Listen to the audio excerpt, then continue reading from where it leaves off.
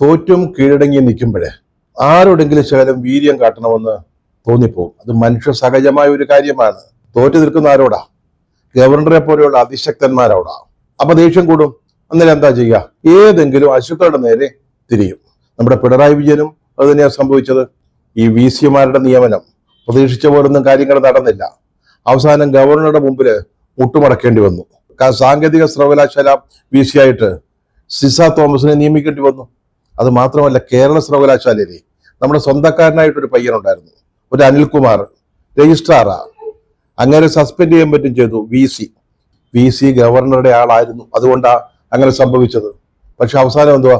ഈ ഒത്തുതീർപ്പിന്റെ ഒക്കെ ഭാഗമായിട്ട്, കീഴടങ്ങിയതിന്റെ ഭാഗമായിട്ട് അയാളെ തിരിച്ച് അയാളുടെ പഴയ ലാവണത്തിലേക്ക് ദേവസ്വം ബോർഡ് കോളേജ് ശാസ്താംകോട്ട അങ്ങോട്ട് വായിക്കേണ്ടി വന്നു. അങ്ങനെയൊക്കെ തോറ്റിരിക്കുമ്പോഴാ ഏതെങ്കിലും ഒരുത്തന്റെ മേത്ത് കയറണമെന്ന് തോന്നുന്നത്. നോക്കുമ്പോൾ എന്താ, നമ്മുടെ പാരടിപ്പാട്ട് എഴുതിയ പാർട്ടി, കേരളം മുഴുവൻ പാടിയൊരു പാട്ടില്ലേ, പോറ്റിയെ കേറ്റിയെ സ്വർണം ചെമ്പായി മാറ്റിയെ. കഴിഞ്ഞ തെരഞ്ഞെടുപ്പ് കാലത്ത്, ഈ തദ്ദേശ ഭരണ തെരഞ്ഞെടുപ്പിന് എല്ലായിടത്തും കേൾക്കുന്ന പാട്ടായിരുന്നു. എവിടോട്ട് തിരിഞ്ഞാലും പീക്കിരി പിള്ളേർ വരെ അതാ പാടിക്കൊണ്ട് നടന്നത്. സോഷ്യൽ മീഡിയയിൽ ആ പാട്ട്, പുറത്ത് പ്രചാരണ വാഹനങ്ങളിൽ ആ പാട്ട്, സർവത്ര പോറ്റിയെ കേറ്റിയെ. ആ പാട്ട് എഴുതിയ ടീംസിനെ കണ്ടത്. എന്നാൽ ഇവർക്കിട്ടൊരു പണി കൊടുത്തേക്കാം എന്ന് വിചാരിച്ചു. അതിന്റെ പാകത്തിലൊരു പരാതി വരികയും ചെയ്തു. വളരെ പ്രസിദ്ധമായ ഒരു അയ്യപ്പ ഭക്തിഗാനമുണ്ട്. അതിന്റെ ട്യൂണിലാണ് ലവന്മാര് ഈ പാട്ട് ഉണ്ടാക്കിയത്. അപ്പൊ അതിനെ അവഹേളിച്ചു, അതായത് ആ ഭക്തിഗാനത്തെ അവഹേളിച്ചു എന്ന ഒരു ചാർജില് ഇവന്മാർക്കിട്ട് പണി കൊടുക്കാമെന്ന് വിചാരിച്ചു. കേസും എടുത്തു. അന്നേരം സത്യം പറഞ്ഞ നമ്മുടെ PT കുഞ്ഞുമുഹമ്മദിനെതിരായി ഒരു ചലച്ചിത്ര പ്രവർത്തക നൽകിയ പരാതി 13 ദിവസം ഞാൻ ഈ പോക്കറ്റിൽ വെച്ചുകൊണ്ട് നടന്ന കാര്യം ഓർത്തേയില്ല. അല്ലെങ്കിൽ എന്തിനാണെന്ന് അത്തരം കാര്യങ്ങളൊക്കെ ഓർക്കുന്നത്? PT കുഞ്ഞുമുഹമ്മദാണോ ഈ പാർട്ടിപ്പാട്ട് എഴുതിയവർ? അവര് വേറെയല്ലേ? PT കുഞ്ഞുമുഹമ്മദ് നമ്മുടെ സ്വന്തമല്ലയോ? അപ്പൊ നമ്മൾ 13 23 ദിവസമൊക്കെ പരാതിയിന്മേൽ അടയിരിക്കും. അത് കഴിഞ്ഞിട്ട് നമ്മൾ പോലീസ് സ്റ്റേഷനിലേക്ക് കൊടുക്കും. എന്നാലും കേസ് ചാർജ് ചെയ്യാനൊക്കെ ഒത്തിരി സമയമെടുക്കും. പ്രതിയെ അല്ലെങ്കിൽ ആരോപണ വിധേയനെ നമ്മൾ ചോദ്യം ചെയ്യത്തില്ല. അതൊക്കെ ഈ അന്താരാഷ്ട്ര ഫിലിം ഫെസ്റ്റിവലുമായിട്ട് ബന്ധപ്പെട്ട കാര്യങ്ങളല്ലയോ? അതൊക്കെ ഒന്ന് കഴിയട്ടെന്നേ. അതിന്റെ ചൂടൊക്കെ നാറിയിട്ട് അത് ചെയ്യാമെന്ന് കരുതി. അതുകൊണ്ടാണ് നീണ്ടുപോയത്.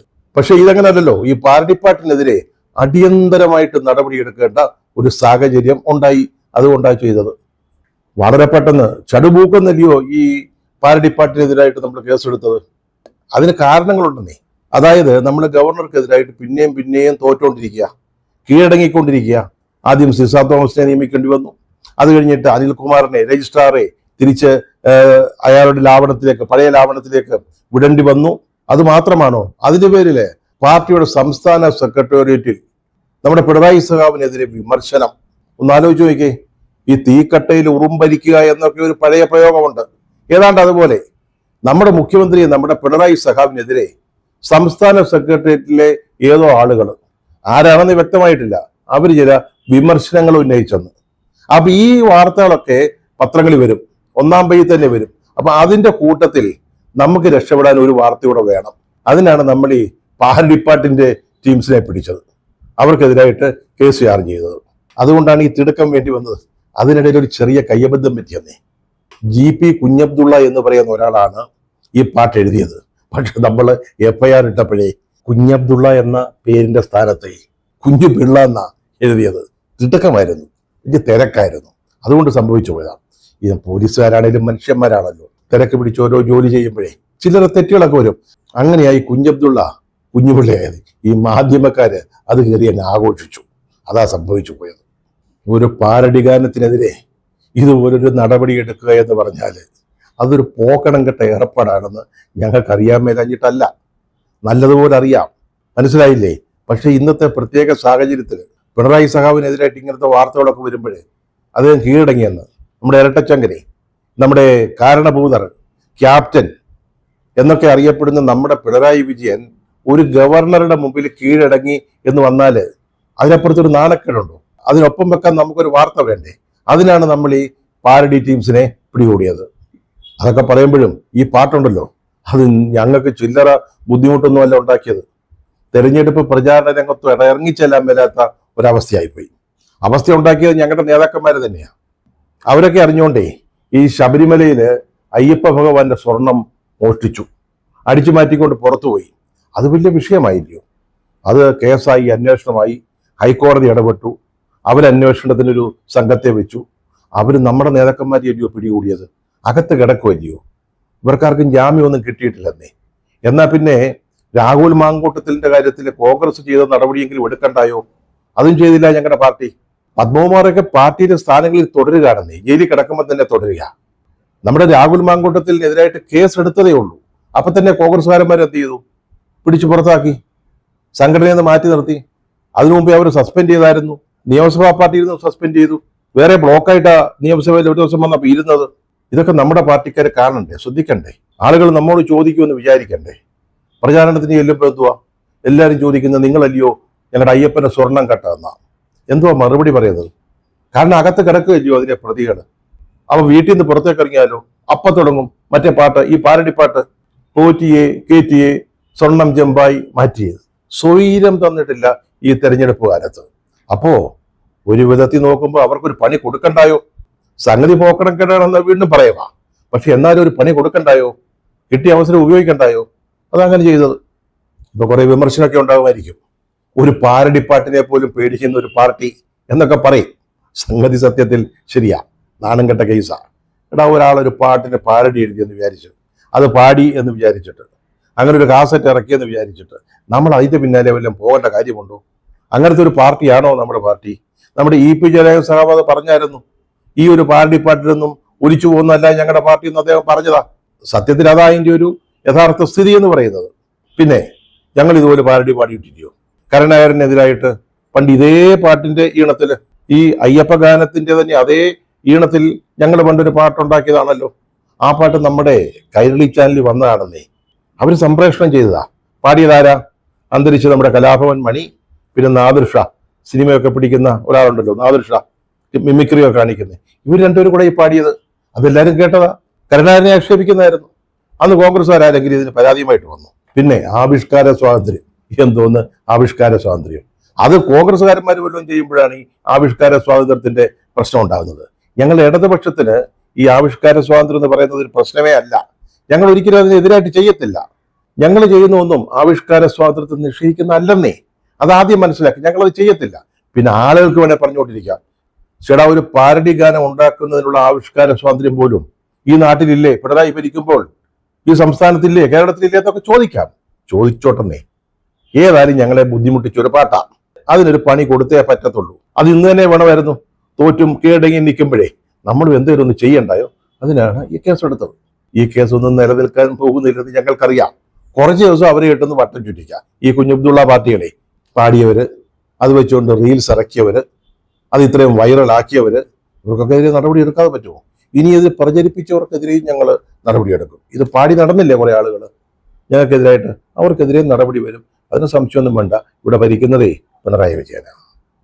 നമ്മൾ ഗവർണറുമായിട്ട് സംസാരിച്ചിട്ടേ, അത് ഞായറാഴ്ചയായിരുന്നു, ഒരു ധാരണയുണ്ടാക്കി. പാർട്ടിയിൽ ആലോചിച്ചിട്ടൊന്നുമില്ല. ഞങ്ങളുടെ പിണറായി സഖാവ് തന്നെ ഗവർണറുമായിട്ട് സംസാരിച്ച് ഈ VC നിയമനം മുതലായ കാര്യങ്ങളിലൊക്കെ ഒരു ധാരണ. അതിനുശേഷം പാർട്ടി സെക്രട്ടേറിയറ്റ് കൂടുക. അവിടെ പറയണമല്ലോ.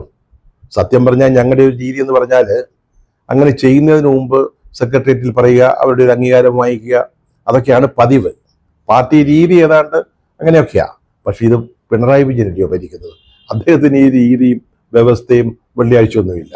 അത് അദ്ദേഹം തീരുമാനിക്കും, അദ്ദേഹം നടപ്പാക്കും. അദ്ദേഹം പോയി ഗവർണറുമായിട്ട് സംസാരിച്ചു, ധാരണയാക്കി. എന്നിട്ട് വന്ന് ഇവരോട് പറഞ്ഞു, ഈ സെക്രട്ടേറിയറ്റ് അംഗങ്ങളോട്. അവരാണല്ലോ പാർട്ടിയുടെ ഒരു പ്രധാനപ്പെട്ട ഭരണസമിതി എന്ന് പറയുന്നത്. സംസ്ഥാന കമ്മിറ്റിക്ക് ഉണ്ടെങ്കിൽ അത് എപ്പോഴും കൂടാൻ പറ്റത്തില്ലല്ലോ. അപ്പോൾ സെക്രട്ടേറിയറ്റ് കൂടും. സെക്രട്ടേറിയറ്റ് മുഴുവൻ വരില്ലെങ്കിൽ അവൈലബിൾ സെക്രട്ടേറിയറ്റ് കൂടും. അതൊക്കെയാണ് ഞങ്ങളുടെ ഒരു രീതി. അതൊക്കെ ഈ കോൺഗ്രസ്സുകാരന്മാരോട് പറഞ്ഞാൽ അവർക്ക് മനസ്സിലാവും. അവർക്ക് അങ്ങനത്തെ ഒരു സംവിധാനമൊന്നുമില്ലെന്നേ. ഞങ്ങൾക്ക് കൃത്യമായിട്ടൊരു സംവിധാനമുണ്ട്. അപ്പം അങ്ങനെയാണ് ഇവിടെ വന്നിട്ട് ഈ സെക്രട്ടേറിയറ്റ് മുമ്പിൽ മുഖ്യമന്ത്രി ഇത് അവതരിപ്പിച്ചത്. അപ്പോൾ എന്താ സംഭവിച്ചത് ഒന്ന് ആലോചിച്ച് നോക്കി. അദ്ദേഹത്തെ വിമർശിക്കുക, ഇത് വല്ലാത്ത മോശമായി പോയെന്ന് പറയുക. ഈ VC-മാരുടെ നിയമനം സംബന്ധിച്ച കേസിൽ സുപ്രീം കോടതിയിൽ നമുക്ക് അനുകൂലമായിട്ടൊരവസ്ഥ നിൽക്കുമ്പോൾ, മനസ്സിലായില്ലേ, അന്നേരം എന്തിനാണ് ഗവർണറുമായിട്ട് ധാരണയുണ്ടാക്കിയത്? അതാണ് ചോദ്യം. സെക്രട്ടേറിയറ്റ് അംഗങ്ങൾ പിണറായി വിജയനോട് ചോദിക്കുക, നമ്മുടെ മുഖ്യമന്ത്രിയോട്, കാരണഭൂതരോട്, ഇരട്ടച്ചങ്കനോട് ചോദിക്കുക. ഇത്തരം ചോദ്യങ്ങൾ അത് പതിവുള്ളതാണോ? അതുപോലെ ഇത് PM ശ്രീയിലെ ഇടപാട് പോലായി പോയെന്ന്. അതായത് കേന്ദ്ര സർക്കാരുമായിട്ടുള്ളൊരു ധാരണ, അല്ലെങ്കിൽ കേന്ദ്രം ഭരിക്കുന്ന BJP-യുമായിട്ടുള്ള ധാരണ. ഇത് പറഞ്ഞവൻ അതാ ഉദ്ദേശിച്ചത്. PM ശ്രീയെ പോലെ ആയിപ്പോയെന്ന് പറഞ്ഞത് അവരൊക്കെ അതാ ഉദ്ദേശിച്ചത്. ഒന്ന് ആലോചിച്ച് നോക്കി. ഇങ്ങനെയൊക്കെ ചോദിക്കാമോ? അതും പിണറായി വിജയനോട്. പിന്നെ പിണറായി വിജയൻ രണ്ടും കൽപ്പിച്ചങ്ങ് പറഞ്ഞു, നല്ല കടുപ്പിച്ച് തന്നെ പറഞ്ഞു. അതായത് ഇത് ചെയ്തേ പറ്റത്തുള്ളൂ, അല്ലെങ്കിൽ മുന്നോട്ട് പോകാൻ പറ്റത്തില്ല. ആർക്ക് മുന്നോട്ട് പോകാൻ പറ്റത്തില്ലെന്നാ? അതാരും ചോദിച്ചില്ലെന്നാ കേട്ടത്. പക്ഷേ ആ ചോദ്യം അവിടെ കിടക്കുക. ആർക്ക് മുന്നോട്ട് പോകാൻ പറ്റത്തില്ലെന്നാ? പിണറായി വിജയന് മുന്നോട്ട് പോകാൻ പറ്റത്തില്ല. കേന്ദ്രനെ വെറുപ്പിച്ചിട്ട് അവരെ പിണക്കിയിട്ട് അങ്ങനെ പിണറായിക്ക് ഒറ്റയാൻ പോക്കൊന്നും നടക്കത്തില്ല. അതുകൊണ്ടല്ലയോ നമ്മൾ PMCയിലൊക്കെ ഒപ്പുവെച്ചത്. അതിനല്ലയോ കേന്ദ്ര ഗവൺമെന്റും സംസ്ഥാന സർക്കാരും തമ്മിൽ പാലം പണിയാൻ നമ്മുടെ ബ്രിട്ടാസിനെ ഏൽപ്പിച്ചത്. അത് ഈ സെക്രട്ടറിയിൽ ഇരിക്കുന്നവർക്ക് മനസ്സിലാകാഞ്ഞിട്ടല്ലല്ലോ. അവർക്ക് കാര്യങ്ങളൊക്കെ നന്നായിട്ട് അറിയാവുന്നവരാണല്ലോ. പിന്നെ എന്തിനാ ഇത്തരത്തിലുള്ള ചോദ്യങ്ങൾ ചോദിക്കുന്നത്? ഏതായാലും പിണറായി കടുപ്പിച്ചങ്ങ് പറഞ്ഞു, അവിടെ സംഗതി തീർന്നു. ചേട്ടാ, നമ്മളിങ്ങനെ തോറ്റു നിൽക്കുമ്പോഴേ ചില കാര്യങ്ങളിൽ ചില അഡ്ജസ്റ്റ്മെന്റ് വേണ്ടി വരുമെന്നേ. എങ്കിലേ നമുക്ക് 4 കാലങ്ങളിൽ നിൽക്കാൻ പറ്റത്തുള്ളൂ. ഈ അടുത്ത കാലത്തുണ്ടായ കാര്യങ്ങൾ തന്നെ ഒന്ന് നോക്കിക്കേ. ആദ്യം ഈ PM ശ്രീ പദ്ധതി ഒപ്പിടേണ്ടി വന്നു. BJP നമ്മളെ തോൽപ്പിച്ചു, പിണറായി വിജയനെ തോൽപ്പിച്ചു. അല്ലെങ്കിൽ വേറെ പ്രശ്നങ്ങൾ ഉണ്ടാവുന്നവരെന്ന് സൂചിപ്പിച്ചതേ ഉള്ളൂ, നമ്മൾ പോയി ഒപ്പിട്ടു. മന്ത്രിസഭയും ഇടതുപക്ഷ മുന്നണിയും ഘടകകക്ഷികളൊന്നും അറിയാതാ ചെയ്തത്. അറിയില്ലെന്ന് വിചാരിച്ചു. പക്ഷേ ഈ മാധ്യമക്കാരുണ്ടല്ലോ, അവരിത് പുറത്തു കൊണ്ടുവന്നു, അവരിതൊക്കെ റിപ്പോർട്ട് ചെയ്തു. അപ്പൊ എന്തുണ്ടായി? CPIക്കാർ നമ്മളോട് ഇടഞ്ഞു. വലതന്മാര് അവരെപ്പോഴും അങ്ങനെ. നമ്മളൊരു നല്ല കാര്യം ചെയ്താൽ ഉടനെ എന്തെങ്കിലും കൊസ്രാക്കൊള്ളിയും പറഞ്ഞുകൊണ്ട് വരും, ഒരു എതിർപ്പുമായിട്ട് വരും. ഇവിടെയും അതുപോലാണെന്നാണ് വിചാരിച്ചത്. പക്ഷേ ഈ ബിനോയ് വിശ്വം നമ്മൾ ഉദ്ദേശിച്ച ആളായിരുന്നില്ലെന്ന് പിന്നെ മനസ്സിലായത്. പുള്ളി അതേ പിടിച്ചങ്ങ് നിന്നു, കടുപ്പിച്ചങ്ങ് നിന്നു. അവസാനം എന്തു പറ്റി?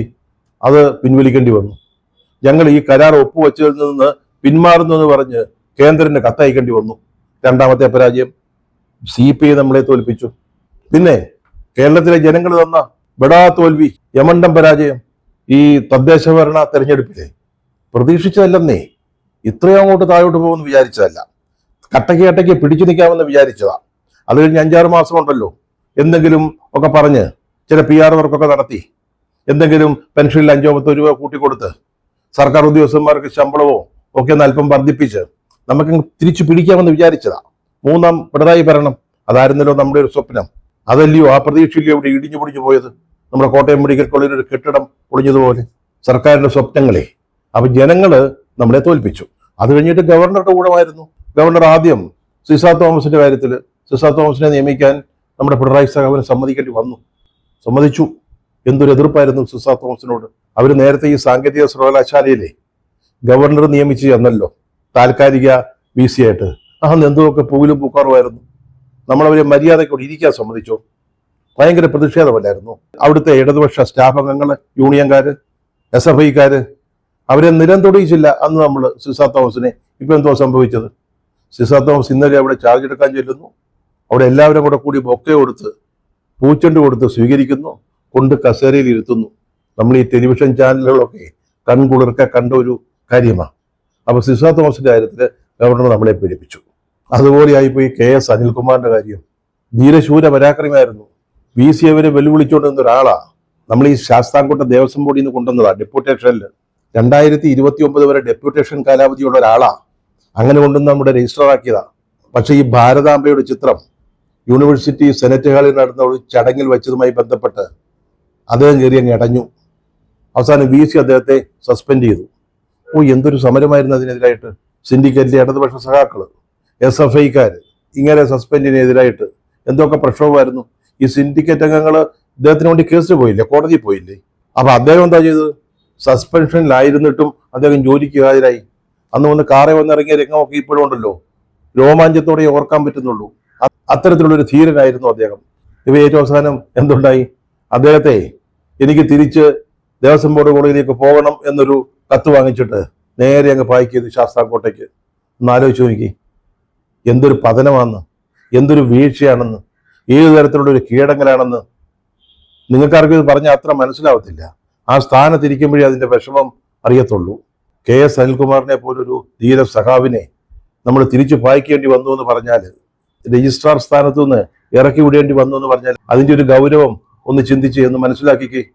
പിന്നെ പിണറായി വിജയനെ നമുക്കറിയാമല്ലോ, അദ്ദേഹത്തിന്റെ രീതികളെ. കൂടെ നിൽക്കുന്നവരെ അവസാന നിമിഷം വരെ സംരക്ഷിക്കും, സംരക്ഷണം കൊടുക്കും, അതിന് സംശയമില്ല. പക്ഷേ ആരെങ്കിലും അദ്ദേഹത്തിന്റെ മുന്നോട്ടുള്ള പോക്കിന് തടസ്സമാണ് എന്ന് കണ്ടാൽ അത് ഏത് കൊമ്പിക്കുന്ന് തിരിക്കുന്ന ആളായാലും അദ്ദേഹത്തെ തട്ടും. അതാണ് KS അനിൽകുമാറിന് സംഭവിച്ചത്. ഇതൊക്കെ പറയുമ്പോഴേ സിസ തോമസിനെതിരെയും ഈ KS അനിൽകുമാറിന് വേണ്ടിയൊക്കെ സമരവും പ്രക്ഷോഭവും നടത്തിയ SFIക്കാരും അതുപോലെ തന്നെ ഇടതുപക്ഷ UDയിൽ പെട്ടവരും കേരള സർവകലാശാല സിൻഡിക്കേറ്റിലെ ഇടതുപക്ഷ അംഗങ്ങളുമൊക്കെ ഇപ്പം ആരായി? ഒന്ന് ആലോചിച്ച് നോക്കി. അവർ നടത്തിയ സമരങ്ങൾക്ക് എന്താ വില? ഒരു ദിവസം കൊണ്ടല്ലയോ എല്ലാം അങ്ങ് മറിഞ്ഞു പോയത്. ഒരു ഞായറാഴ്ച ഗവർണറുമായിട്ടുള്ള ഒരു കൂടിക്കാഴ്ച, അദ്ദേഹത്തോട് അഡ്ജസ്റ്റ് ചെയ്യാതെ മുന്നോട്ട് പോകാൻ പറ്റില്ല എന്ന് മനസ്സിലായി. അപ്പം എന്ത് ചെയ്തു? സിസ തോമസ് VC എങ്കിൽ Ciza Thomas VC, KS Anilkumar ഇവിടെ ഇരിക്കണ്ട, അങ്ങനെയാണെങ്കിൽ തിരിച്ചു പൊയ്ക്കോട്ടെ ശാസ്താംകോട്ടയ്ക്ക്. അതാണ് പിണറായിയുടെ ഒരു സ്റ്റൈല്. ഒരു കാര്യം പറയാതെ വയ്യ, പാർട്ടി സംസ്ഥാന സെക്രട്ടേറിയറ്റിൽ പിണറായി വിജയനെ വിമർശിക്കുന്ന സ്വരങ്ങൾ ഉയർന്നിരിക്കുന്നു. ചെറിയ തോതിലൊക്കെ ചോദ്യം ചെയ്ത് തുടങ്ങിയിരിക്കുന്നു. ഇത് കാണുമ്പോഴേ CPM രക്ഷപ്പെടാൻ ഇനിയും അവസരമുണ്ടെന്നാണ് മനസ്സിലാവുന്നത്.